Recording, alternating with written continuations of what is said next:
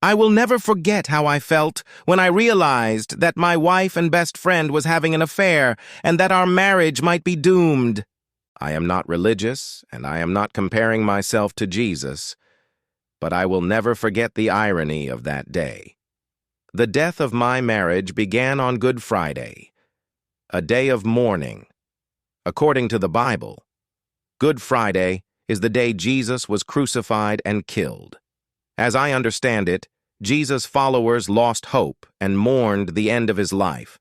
Little did they know then that Jesus would soon be resurrected and a new and more joyful life lay ahead of them. Little did I know that on that day I would enter a very dark period and live a life more joyful than before. It also happened to be the day before my youngest son's first birthday party. It was a one-year celebration of the moment we had left the birth together in the hospital room after a scary and quick decision with the doctor. We held hands and told each other through tears how much we loved each other. I saw her lying there with the most horrified look I had ever seen on her face. She was covered in sweat, messy, unkempt, and in pain. I was scared but also excited about the next step in our beautiful, perfect journey as a family. Fast forward a year later. I was off work. After 9 months of maternity leave, I had returned to a stressful job, and she was suffering from stress and felt like she couldn't take a step forward.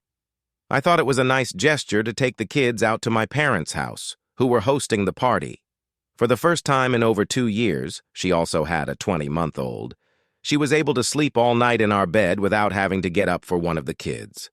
On this day, she went out to lunch with her coworkers, as she does every Friday. Her coworkers took pictures that day, and she sent me some. I could tell she was having a great time.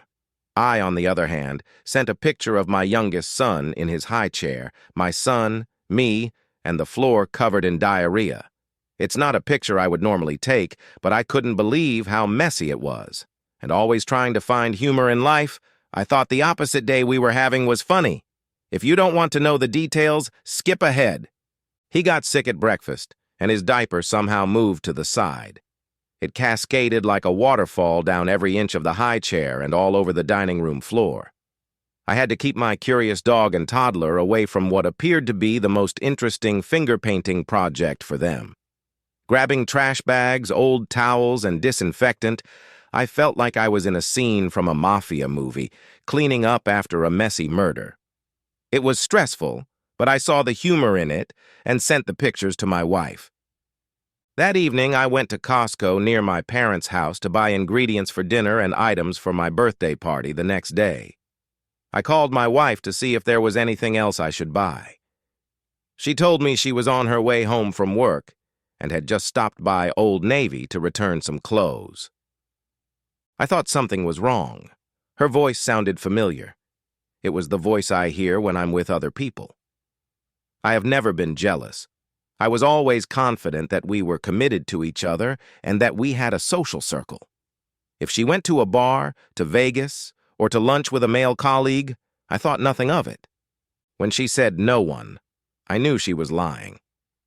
I didn't have a pit in my stomach yet, but I knew something was up. So, since we shared a Find My iPhone account, I looked up her location and found that she was actually at a bar we had been to many times. Oh, well, I thought to myself, maybe she is meeting someone and is planning some surprise for me. In other words, I wasn't strictly wrong. I checked regularly throughout the night to see where she was going. About an hour later, while making instant Kraft macaroni and cheese, I called her, and I probably wanted to check in for further clues. She informed me that the texture was normal and the container said so. She was right. She also sounded mildly irritated. As I later found out, he was on speakerphone with her in the car. To avoid identification, I will call him Donald. Why? Because, unlike me, he is very political and makes it a big part of his life. I am quite middle of the road. He can't stand conservatives, but he especially can't stand Donald Trump. So, while I am not a Trump fan myself, I feel it is very fitting to call him Donald from now on. To further complicate things, let me briefly explain the similarities. They both think they are always right. Anyone who doesn't fully agree with them is a fool. They are both jealous of other people's success. They both have terrible haircuts. They both had affairs, only the fake Donald has the arrogance to call out the real Donald on Twitter for cheating on his wife. To say the least, I would question the morals and values of both of them. Anyway, back to the mac and cheese. As I said, she seemed annoyed. She told me later that she was annoyed, because as she would later tell Donald and me, she felt like I was ruining her night off. Think about it. She was on a date with another man and was annoyed with me for calling her a second time that night. She also said she felt like she had 3 kids. Our 2 kids and mine. Now, I will write from my point of view about this night, not what actually happened. I will fill in the facts in future articles to make sense of it all. Then it hit me. As I put my boys to bed, I saw her at the station. Well, her girlfriend, who would have been meeting up with me to plan my birthday surprise, 9 months early, must be on the train going home somewhere. I knew it didn't make sense, but I couldn't think of any reason why she would be there. Then I remembered something, and my heart sank. A few months ago, she went on a business trip a few hours out of town for a week and stayed in a hotel with the entire office. Before the business trip, she was really mean and cold to me. She went back to work at the beginning of January, but that return was really hard for her. She was stressed. It was a powerful and stressful job. She didn't feel beautiful and told me that she used to be one of the smartest people in the office. But now, she felt dumb. She was already in pretty good shape, especially for having a baby. And I was still attracted to her, but she lost even more weight and bought new clothes. I liked her old body, but I really liked her new body too. So did she. But we still didn't have much sex, not because I didn't try. We had 2 kids under 2, and we both worked full-time and took care of the kids in the house every day. We were both like candles lit at both ends, and I just wanted to use the burnt end of the candle for pleasure at the end of the night. And a week's vacation. When she returned from her trip at the end of February, I saw in her a sexual desire that I hadn't seen since I had been reading 50 Shades of Grey. Now she wanted sex. And she wanted lots of sex. And it was great sex, as always. I immediately noticed the change, and jokingly asked her what happened on the trip. I always trusted her completely, and because of our relationship, our long history, and our strong shared moral values, I never considered the possibility of an affair. I thought that rest and time to herself rejuvenated her. When she would come to work in her new clothes, a quick glance in the mirror, me saying she looked beautiful, and asking who the other guy was became a joke.